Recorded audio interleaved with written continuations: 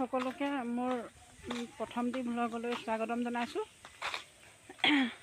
এটা নতুন চেনেলৰ আৰম্ভ কৰিছোঁ। আপোনালোকৰ সহায় সহযোগিতা পাম বুলি আশা ৰাখিছোঁ। আপোনালোকৰ সহযোগিতাৰ অবিহনে আগবাঢ়ি যোৱাটো কেতিয়াও সম্ভৱপৰ নহয়। আপোনালোকৰ সহায় পালে নিশ্চয় ভাল লাগিব। মোৰ নতুন ব্লগটোলৈ, নতুন চেনেলৰ প্ৰথমটি ব্লগলৈ আপোনালোকক স্বাগতম জনাইছোঁ।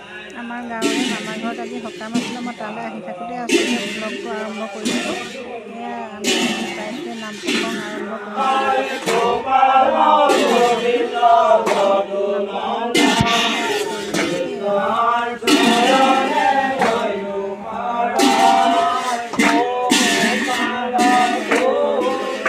ভাগৱতো পাঠ কৰিলে। ভাগৱত পাঠ কৰাৰ পাছতে আমাক প্ৰসাদ, সকলোকে প্ৰসাদ বিতৰণ কৰিলে। আমি প্ৰসাদ সকলোৱে মিলি খালোঁ। খোৱাৰ পিছত এয়া আমি প্ৰসাদ খাইছোঁ। সকলোকে প্ৰসাদ দিছে ভকতে। আপোনালোকৰ ফালে বাৰু এনেকৈ নাম প্ৰসংগ কৰেনে বাৰু? জনাবচোন কমেণ্ট কৰি। এয়া সকামৰ পৰা আহি এয়া ঘৰ পাওঁ হৈছোঁ আৰু এয়া পাইছোঁহি ঘৰ।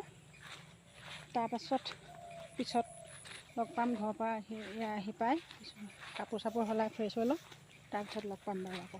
এয়া সকাম খাই আহিলোঁ। আহি পাই ঘৰত সৰু সুৰা কাম কেইটামান আছিলে, সেইখিনিও কৰিলোঁ বাৰু।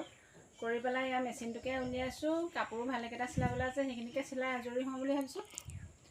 আকৌ এটা বেলেগ ভিডিঅ'ত লগ পাম। আজি ভিডিঅ'টো ইমানতে সামৰিছোঁ। যদি মোৰ ভিডিঅ'টো চাই ভাল পাইছে, লাইক, কমেণ্ট আৰু শ্বেয়াৰ কৰিবলৈ নাপাহৰিব। ছাবস্ক্ৰাইব কৰি মোক এখোজ আগুৱাই যোৱাত সহায় কৰিব বুলি মই আশা ৰাখিলোঁ।